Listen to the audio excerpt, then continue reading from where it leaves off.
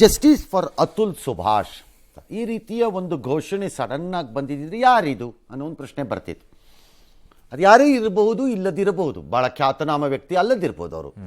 ಆದರೆ ಆ ಇಶ್ಯೂ ಏನಾತ ಎತ್ತು ಹೋದರೂ ಅದು ತಗಲಾಕೊಂಡಾಗಿದೆ ಈ ದೇಶದ ಜೊತೆ. ಇವತ್ತು ಜಸ್ಟಿಸ್ ಈಸ್ ಡ್ಯೂ ಟ್ವಿಟರ್ನಲ್ಲಿ ಇವಾಗ ದೊಡ್ಡದಂತೆ ಸಾಮಾಜಿಕ ಜಾಲತಾಣದಲ್ಲೆಲ್ಲ. ಕಾರಣ, ಈ ವ್ಯಕ್ತಿ ಬೆಂಗಳೂರು ಮೂಲದ ಟೆಕ್ಕಿ ಅತುಲ್ ಸುಭಾಷ್ ಪತ್ನಿಯ ಟಾರ್ಚರ್ ತಡೆಯಲಾಗದೆ ಆತ್ಮಹತ್ಯೆ ಮಾಡಿಕೊಂಡಿದ್ದಾರೆ ಅಂತ ಈಗ ಬಂದಿರೋದೆಲ್ಲ. ಸರಿ, ಕ್ಯಾಂಪೇನ್ ಸ್ಟಾರ್ಟ್ ಆಗಿದೆ. ಇದರಲ್ಲಿ ಭಾಳ ಆಶ್ಚರ್ಯ ಅಂತಂದರೆ ಯಾರೋ ಒಂದು ವರ್ಗದಲ್ಲ, ಎಲ್ಲರೂ ಸೇರ್ಕೊಂಡ್ಬಿಟ್ಟಂಗೆ ಕಾಣಿಸ್ತಿದೆ. ಮೇಧಾವಿಗಳು, ನಿಪುಣರು, ನ್ಯಾಯ ಪರಿಣಿತರು ಎಲ್ಲ ಸೇರಿದಂಗೆ ಇದೆ. ಯಾಕೋ ಕಾರಣ, ಆ ವ್ಯಕ್ತಿ ಅದನ್ನು ತನ್ನ ಆತ್ಮಹತ್ಯೆಗೆ ನಡೆಸಿರುವ ಪೂರ್ವ ತಯಾರಿ ಮತ್ತು ಆತನ ಭಾವನೆ ಹಾಗೆ ಕೆರಳಿಸ್ತಾ ಇದೆ ಭಾಳ ಜನನ.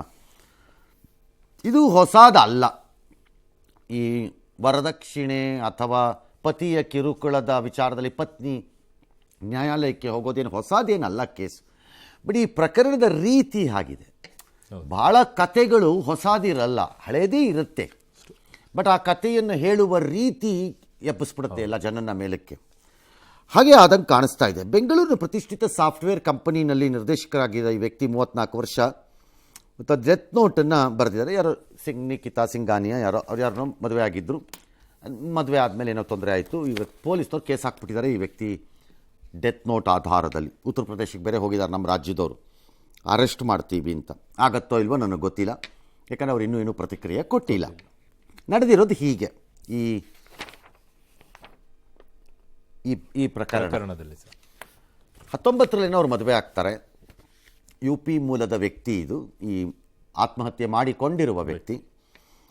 ಅವ್ರನ್ನ ಯಾರೋ ನಿಖಿತಾ ಅನ್ನೋರು ಯಾರನ್ನೋ ಒಬ್ಬರು ಮದುವೆ ಆಗ್ತಾರೆ, ಮಗುನೂ ಆಗುತ್ತೆ. ಕೆಲವು ದಿನದಲ್ಲಿ ಕುಟುಂಬ ಕಲಹ ಬರುತ್ತೆ. ನಂತರ ಆಕೆ ತನ್ನ ತವರಿಗೆ ವಾಪಸ್ ಹೊರಟೋಗ್ತಾರೆ. ಆಮೇಲೆ ಅವರ ವಿರುದ್ಧ ಹಿಂಸೆ, ಅಸಹಜ ಶೃಂಗಾರ, ಈ ಥರ ಏನೇನೋ ಒಂದು 9 ಕೇಸ್ ಹಾಕ್ಬಿಡ್ತಾರೆ ಆಕೆ. ಇಟ್ಸ್ ಆಲ್ ರೈಟ್, ಹಾಕ್ಬಿಟ್ಟಿದ್ದಾರೆ. ನಂತರ ಡಿವೋರ್ಸನ್ನು ಕೇಳಿಬಿಟ್ಟು ವಿಚ್ಛೇದನ ಕೇಳಿ ಉತ್ತರ ಪ್ರದೇಶದ ಜಾನ್ಪುರ ಕುಟುಂಬ ನ್ಯಾಯಾಲಯದಲ್ಲಿ ಒಂದು ಕೇಸ್ ಲಗಾಯಿಸ್ತಾರೆ. ಅಲ್ಲೂ ಹಾಕ್ತಾರೆ, ಲಗತ್ತಿಸ್ತಾರೆ ಅಲ್ಲಿಗೂ. ಈ ಕೇಸ್ಗೋಸ್ಕರ ಈ ವ್ಯಕ್ತಿ ಅಲ್ಲಿ ಆರಿಜಿನ್ ಆಫ್ ಕೇಸ್ ಸಿಗಾಕೊಂಡಿರೋದ್ರಿಂದ 40 ಸರಿ ಹೋಗಿ ಬರ್ತಾರೆ ಈ ವ್ಯಕ್ತಿ. ಹೋಗೋದು ಈಗೇನು ದೊಡ್ಡದಲ್ಲದೆ ಇರ್ಬೋದು. ಭಾಳ ಜನ ಭಾಳ ಕೇಸಲ್ಲಿ ಭಾಳ ಕಡೆಗೆ ಹೋಗ್ತಿರಬಹುದು, ಅದು ಪ್ರಶ್ನೆ ಬೇರೆ.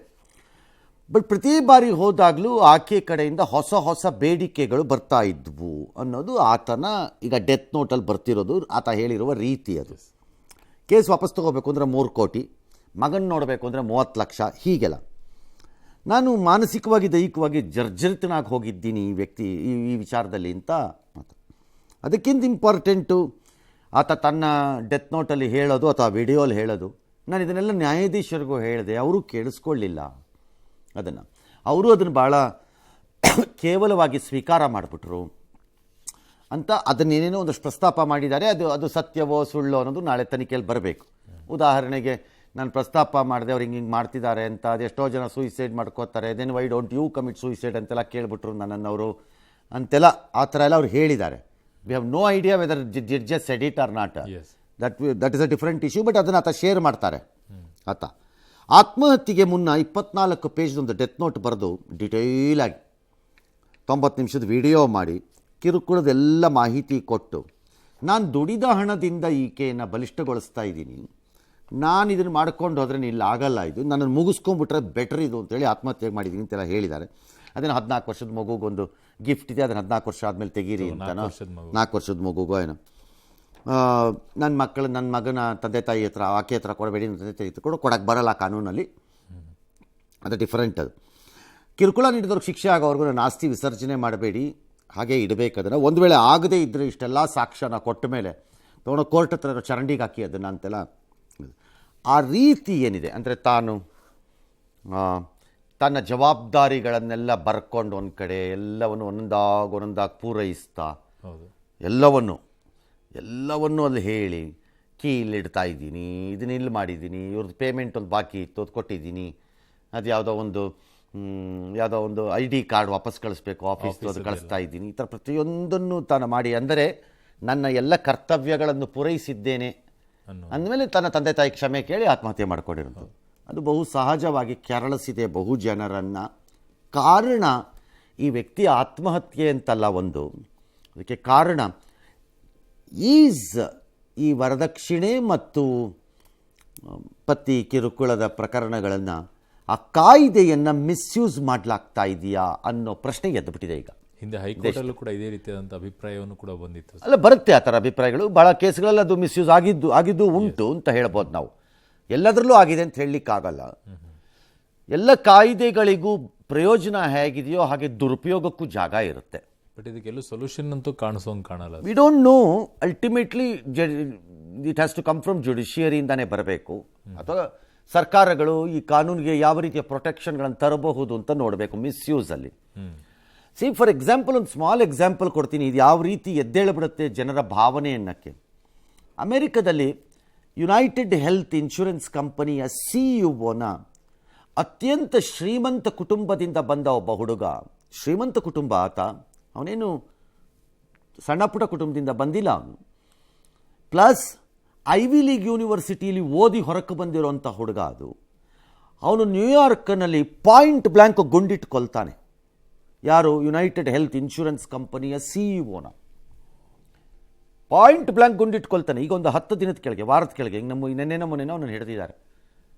ಕಾರಣ, ಇನ್ಶೂರೆನ್ಸ್ ಕಂಪನಿ ಹೇಗೆ ದುಡ್ಡನ್ನು ಕೊಡದೆ ಪ್ರೀಮಿಯಮ್ಗಳ ಇದ್ರ ಮೇಲೆ, ಪಾಲಿಸಿ ಮೇಲೆ ಡಿನೈ ಮಾಡೋದು, ಡಿಲೇ ಮಾಡೋದು, ರಿಜೆಕ್ಟ್ ಮಾಡೋದು ಮಾಡ್ತಾರೆ.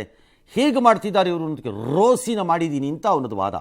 ಅದು ಸರಿನೋ ತಪ್ಪೋ ಪ್ರಶ್ನೆ ಬೇರೆ. ಬಟ್ ಇಡೀ ಅಮೆರಿಕದಲ್ಲಿ ಈಗ ಚರ್ಚೆ ನಡೀತಿರೋದು, ಅವನ ನಂತರ ಹೀರೋ ಟೈಪ್ ಪ್ರೊಜೆಕ್ಟ್ ಮಾಡ್ಕೋತಾ ಇದ್ದಾರೆ. ಅಂದರೆ ಆ ವ್ಯವಸ್ಥೆ ಮೇಲಿನ ಕೋಪ ಅದು ಈ ರೀತಿಯಾಗಿ ಕಾಣಿಸ್ಕೊಳ್ಳೋಕೆ ಶುರುವಾಗಿದೆ.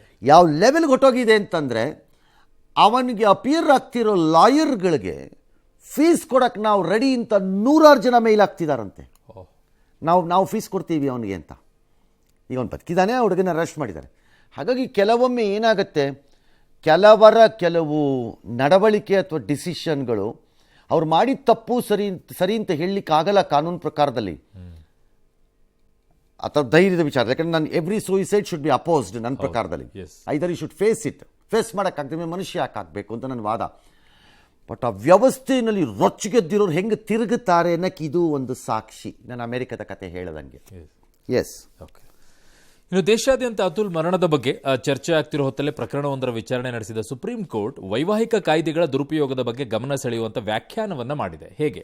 ವೈಯಕ್ತಿಕ ಸೇಡಿನಿಂದ ಪತಿ ಮತ್ತು ಅವರ ಕುಟುಂಬದ ಮೇಲೆ ಮಹಿಳೆಯೊಬ್ಬರು ವರದಕ್ಷಿಣೆ ವಿರೋಧಿ ಕಾಯ್ದೆಯನ್ನು ಅಸ್ತ್ರವಾಗಿ ಬಳಕೆ ಮಾಡ್ತಿರೋದನ್ನ ಪರಿಗಣಿಸಿದ್ರು. ಅದಕ್ಕೆ ಸುಪ್ರೀಂ ಕೋರ್ಟ್ ಏನ್ ಮಾಡ್ತಾರೆ ಕೋರ್ಟ್ ಅಂತ, ನಾರ್ ಆಕ್ಟ್ ಅಲ್ಲಿ ಏನ್ ತರಬಹುದು ಪ್ರೊಟೆಕ್ಷನ್ಸ್ ಅಂತ. ಯಾಕಂದ್ರೆ ಇದು ಬಹಳ ಸೂಕ್ಷ್ಮವಾದ ವಿಚಾರ. ಹೆಣ್ಣು ಮಗಳಿಗೆ ಕಿರುಕುಳ ಆಗೋದು ಮತ್ತು ಆಗದೇ ಇರೋದನ್ನು ಆಗಿದೆ ಎಂದು ಬಿಂಬಿಸುವುದು, ಹಾಗೆ ಈ ರೀತಿಯ ಒಂದು 3-4 ಕಾಯ್ದೆಗಳಿರಬಹುದು ಮಿಸ್ಯೂಸ್ ಆಪ್ಷನ್ಸ್ ಅಲ್ಲಿ. ಹಾಗಾಗಿ ಲೆಟ್ ಅಸ್ ಸಿ ಅದು ಏನು ಮಾಡ್ತಾರೆ ನೋಡೋಣ. ಈಗ ಇದೊಂದು ಚರ್ಚೆ.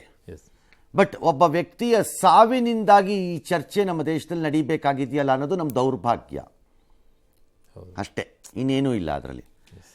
ಪಂಚಮಸಾಲಿ ಹೋರಾಟದ ವೇಳೆ ಬೆಳಗಾವಿ ರಣಾಂಗಣ ಆಗಿತ್ತು. 17 ಪೊಲೀಸರು ಸೇರಿ 26 ಮಂದಿ ಗಾಯಗೊಂಡಿದ್ದರು. ನಿನ್ನೆದೆಲ್ಲ ಗೊತ್ತು. ಸರ್ಕಾರಿ ಬಸ್ಸು, ಪೊಲೀಸ್ ವಾಹನ ಎಲ್ಲ ಜಖಂ. ಪೊಲೀಸರೀಗ ಆ ಹೋರಾಟಗಾರರ ಮೇಲೆ ಕೇಸ್ ಹಾಕಿದ್ದಾರೆ. 7 ಜನರ ಮೇಲೆ, ಎಷ್ಟೋ ಜನರ ಮೇಲೆ ಹಾಕ್ಬಿಟ್ಟಿದ್ದಾರೆ. ಅದಕ್ಕೆ ಸ್ವಾಮೀಜಿ ಹೇಳ್ತಿದ್ದಾರೆ, ಮಫ್ತಿಲಿರೋ ಪೊಲೀಸರೇ ತೂರ್ಬಿಟ್ಟು ನಮ್ಮ ಮೇಲೆ ತಾಕ್ತಾ ಇದ್ದಾರೆ. ಅವರ ದಬ್ಬಾಳಿಕೆ ಮತ್ತು ದೌರ್ಜನ್ಯವನ್ನು ಯಾರೂ ಮಾತಾಡ್ತಾ ಇಲ್ಲ. ತಾಲೂಕು ಮತ್ತು ಜಿಲ್ಲಾ ಮಟ್ಟದಲ್ಲಿ ನಾಳೆಯಿಂದ ಪ್ರತಿಭಟನೆ ಮಾಡ್ತೀವಿ. ಇದು ಮುಖ್ಯಮಂತ್ರಿಗಳ ಆದೇಶದ ಪ್ರಕಾರದಲ್ಲಿ ನಡೆದಿರುವ ದಬ್ಬಾಳಿಕೆ. ಇದು ಲಿಂಗಾಯತರ ವಿರೋಧಿ ಸರ್ಕಾರ ಇದು ಅಂತೆಲ್ಲ ಅವರು ಬಣ್ಣಿಸಿದ್ದಾರೆ. ಗೊತ್ತಿಲ್ಲ ಮುಂದೇನಾಗುತ್ತೆ, ಇದು ಯಾವ ರೂಪವನ್ನು ಪಡೆಯುತ್ತೆ ಅಂತ. ಈ ಮಧ್ಯೆ ಹಿಂದುಳಿದ ಜಾತಿಗಳ ಒಕ್ಕೂಟ CMಗೆ ಒಂದು ಮನವಿ ಕೊಟ್ಟು ಅವ್ರಿಗೆ ಕೊಡಕೂಡ್ದು, 2A ಸೇರಿಸಬಾರ್ದು ಅಂತೇನೋ ಒತ್ತಾಯಿಸ್ಕೊಂಡಿದ್ದಾರೆ. ಪೊಲೀಸ್ ಇಲಾಖೆ ಇರ್ತಕ್ಕಂಥ ಕೆಲವೊಂದು ಪೊಲೀಸರಿಗೆ ಬಿಂಡ್ರೆಸ್ ಮೇಲೆ, ನಮ್ಮ ಸಮುದಾಯದ ಮೇಲೆ ಕಲ್ಲು ತೂರಾಟ ಮಾಡೋ ಪ್ರಯತ್ನ ಮಾಡಿದ್ರು. ಈ ಸರ್ಕಾರ ಲಿಂಗಾಯತರ ಮೇಲೆ ದೌರ್ಜನ್ಯ ಮಾಡಿದೆ. 5 ಜನರ ಮೇಲೆ FIR ಆಗಿದೆ. ಕೂಡಲೇ FIR ಅನ್ನ ರದ್ದು ಮಾಡಬೇಕು ಅಂತ ಹೇಳಿಕೆ ಇಚ್ಛೆ ಪಡ್ತೀನಿ. ಸನ್ಮಾನ್ಯ ಮುಖ್ಯಮಂತ್ರಿಗಳ ನಿಮ್ಮ ಮೇಲೆ ಇಡೀ ಸಮಾಜ ಬಹಳ ಗೌರವ ಇಟ್ಕೊಂಡಿದೆ. ಆದ್ರೆ ಇವತ್ತು ನಿನ್ನೆ ಘಟನೆ ಇಡೀ ನಮ್ಮ ಸಮುದಾಯ ನಿಮ್ಮ ಮೇಲೆ ಅಸಮಾಧಾನಗೊಂಡಿದೆ. ಆಲ್ ರೈಟ್, ಒಂದು ವಿರಾಮ ಕೂಡ ಇದೆ. ಇದು ಯಾವ ರೂಪ ಪಡೆಯುತ್ತೆ ನೋಡೋಣ. ಈಗ ಅಲ್ವಾ, ಈಗ ಬಹಳ ಜನ ಕಾಂಗ್ರೆಸ್ ಅಲ್ಲಿ ಇದ್ದವರು ಸ್ವಾಮೀಜಿ ಮಾಡ್ತಿರೋದು ಸರಿ ಇಲ್ಲ, ಸರಿ, ಇದೆಯೋ ತಪ್ಪಿದೆಯೋ ಅದೆಲ್ಲ ಪ್ರಶ್ನೆ. ಕಾನೂನು ಪ್ರಕಾರದಲ್ಲಿ ಅದನ್ನು ಹಿಂಗೆ ಕೊಡೋಕ್ಕಾಗತ್ತೆ, ಹಿಂಗೆ ಕೊಡೋಕ್ಕಾಗಲ್ಲ ಅನ್ನೋದು ಚರ್ಚೆ ಎಲ್ಲದಕ್ಕೂ ಒಳಪಡುತ್ತೆ. ಅವಾಗ ಕಾಂಗ್ರೆಸ್ ವಿರೋಧ ಪಕ್ಷದಲ್ಲಿ ಆಗ ಮಾಡ್ತಿದ್ದಾಗ ಚೆನ್ನಾಗಿತ್ತಾ? ಅವಾಗ ಸರಿ ಅನಿಸ್ತು. ಅದೇ ವ್ಯಕ್ತಿಗಳು ಅವರಿಂದನೇ ನಿಂತಿದ್ರಲ್ಲ, ಹೌದು. ಅವತ್ತು ಚೆನ್ನಾಗಿತ್ತಾ? ಅವತ್ತು ಜ್ಞಾನ ಇರಲಿಲ್ವಾ ಅದನ್ನಷ್ಟು ಸುಲಭವಾಗಿ ಮಾಡ್ಲಿಕ್ಕೆ ಆಗ್ತಾ ಇಲ್ಲ ಅನ್ನೋದು ಇವತ್ತು ಹೊಳಿತಾ ಇದೆಯಾ? ತಾಳ್ಮೆಯಿಂದ ಇರಬೇಕು. ಕೇಳಿದ ತಕ್ಷಣ ಕೊಡೋಕ್ಕಾಗತ್ತಾ? ಹಿಂಗೆ ತಿರುಗಿದ ತಕ್ಷಣ ಕೊಡಕ್ಕೆ ಬರುತ್ತಾ ಅಂತೆಲ್ಲ ಬುರ್ರೆ ಬಿಡ್ತೀರಲ್ಲ ನಿಂತ್ಕೊಂಡು. What a selfish fellows you are. ಅವತ್ತು ಚೆನ್ನಾಗಿತ್ತಾ? ಅವಾಗ ದೊಡ್ಡ ಹೋರಾಟ ಮಾಡ್ಬೇಕಾದ್ರೆ ಜೊತೆಯಲ್ಲಿ ನಿಂತ್ಕೊಂಡ್ರು. ಯಾವಾಗಲೂ ಅಷ್ಟೇ, ಇನ್ನೊಬ್ಬರ ಮನೆಗೆ ಹಾವು ಬಿಡೋದು ಸುಲಭ, ನಮ್ಮನೆ ಒಳಗೆ ಹಾವು ಬಂದಾಗ ಕಷ್ಟ.